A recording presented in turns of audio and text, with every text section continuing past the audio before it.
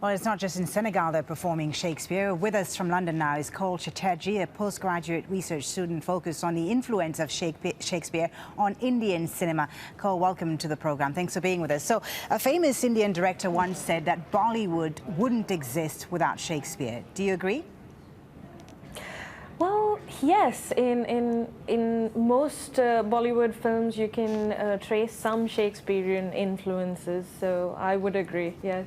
So tell us about this influence. When did it start? How did it come about? And how did it evolve over the years? Because obviously it goes back to the colonial times.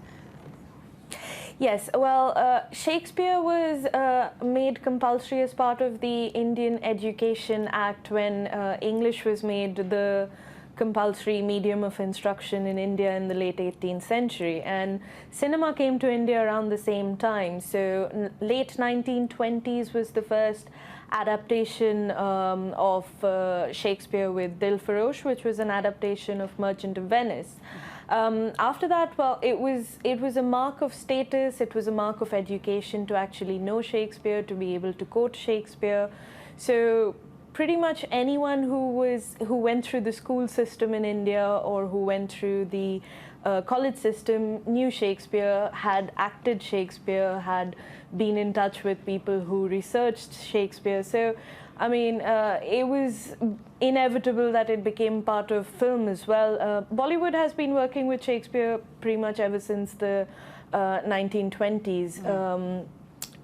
Lately, though, it's been more about protest, it's about expressing dissent with the government, it's about showing people or holding up a mirror to the kind of social injustices happening in India. So that's tell us more. Give us an example of how Shakespeare has been used to express dissent and protest against the government, and also more about the social, perhaps, use and implications of the use of Shakespeare in Bollywood.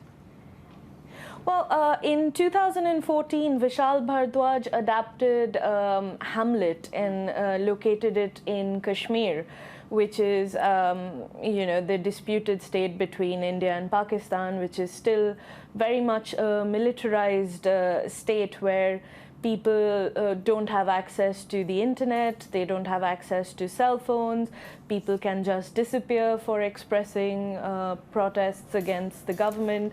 So Hamlet is located in that situation. So the film was banned in Pakistan, and there was a lot of protest in India as well because it was termed as anti-national and unpatriotic.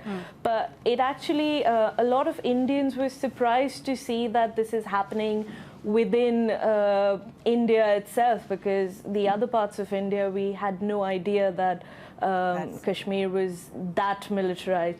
Socially, of course, the same director, Vishal Bhardwaj, he translocated Othello into Omkara in 2006, where he's spoken a lot. He's kind of used Desdemona and Emilia to talk about how women are still considered the property of their fathers and then their husbands, and how their very identities are sort of, you know, in relationship to their father or their husband or to the men in their lives. Sure. So he's kind of, even when he translated or he translocated Macbeth to Maqbool in 2003.